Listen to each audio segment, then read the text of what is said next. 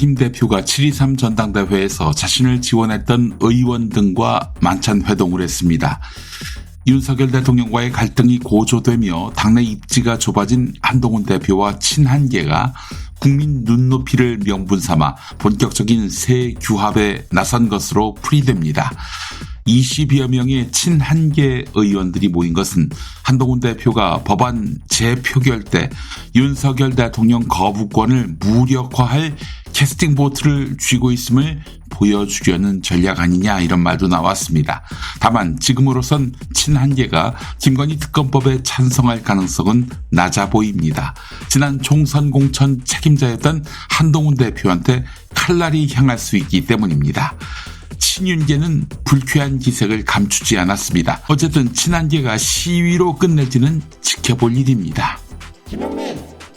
윤석열 정부 집권 2년 동안 서울 수도권의 주택 매매가 상승률이 문재인 정부 초기 2년간 상승률보다 높은 것으로 나타났습니다. 주택의 실거래가와 공시가격 차이도 더 벌어졌습니다. 2022년 상반기 6억 6,063만 원에서 올해 상반기 9억 1,826만 원으로 올라 상승률은 39%로 집계된 것입니다. 문재인 정부 초기 2년의 상승률 17.9%보다 높은 수준이고, 문재인 정부 5년 동안 서울 주택 상승률 31.3%와 비교해도 높습니다. 윤석열 정부 출범 2년여 만에 집값이 역대 최고치를 경신하는 등 오히려 부동산 시장 불안정을 초래했다고 볼 수 있습니다. 또 주택 공급 확대라는 정부의 기본 방향을 무시한 채 각종 규제 및 세제 완화로 민간 주도의 부동산 경기 부양에만 몰두한 것도 문제가 되고 있습니다. 윤석열 정부 대통령실을 퇴직한 공직자 중 취업심사를 신청한 44명 전원이 취업 가능 통보를 받고 주요 금융, 공공기관, 대기업 등에 재취업한 것으로 나타났습니다. 이들 중에는 금융 분야 경험이 전혀 없는데도 연봉 3억 원의 SGI 서울보증 상근감사위원으로 임명돼 낙하산 논란이 불거진 김대남 전 행정관처럼 용산의 힘을 바탕으로 재취업을 하려는 공직자들에 대한 엄격한 심사 책임을 진 정부 공직자윤리위원회는 뭐 했을까? 프리패스를 주고 있으니 말입니다. 13명으로 구성된 공직자윤리위는 위원장을 포함한 9명의 위원을 대통령이 위촉합니다. 용산의 기류를 의식하지 않을 수 없는 구조인 것이지요. 김건희 석사 논문 표절 의혹 검증 기간이 다른 논문에 비해 8배 가까이 늘어지고 있는 것으로 나타났습니다. 2022년 4년제 대학의 연구 부정행위 검증 기간은 평균 124.5일인데요. 이와 달리 같은 해 2월에 시작된 김건희의 숙명여대 석사 논문 검증은 1000일이 다 되도록 결론이 나지 않고 있습니다.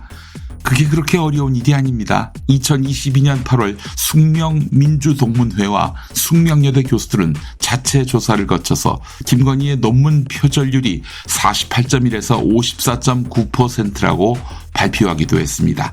통상 25% 이상이면 표절률이 매우 높은 편으로 간주됩니다. 숙명여대 연구윤리위는 지난달 1일 당연직 위원 3명을 교체하고 위원회를 재구성했습니다. 조기에 판단이 나올 수 있을지 주목됩니다. 도이치모터스 주가 조작 사건의 2차 주포 김모 씨가 김건희가 윤석열 대통령과 결혼한 이후인 2021년 7월에서 8월 주가 방어 등을 권오수에게 요청하니까 김건희 계좌에서 주식이 매수됐다라는 취지의 진술을 한 것으로 확인됐습니다.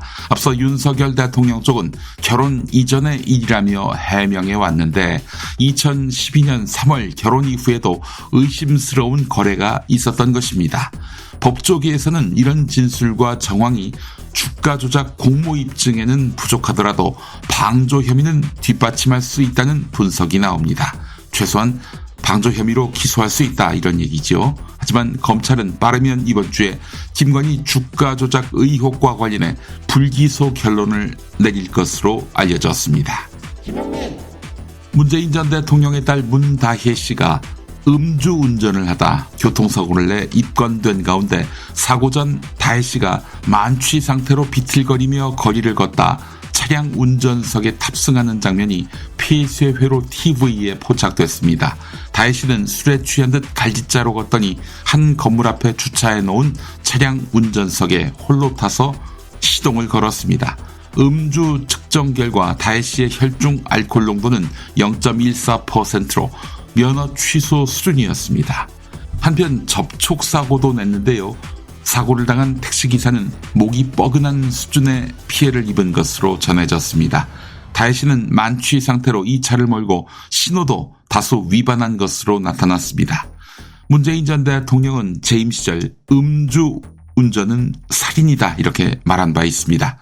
한편 이 차는 올해 8월 제주도 한 경찰서로부터 각종 과태료 미납을 이유로 압류 조치를 당했습니다.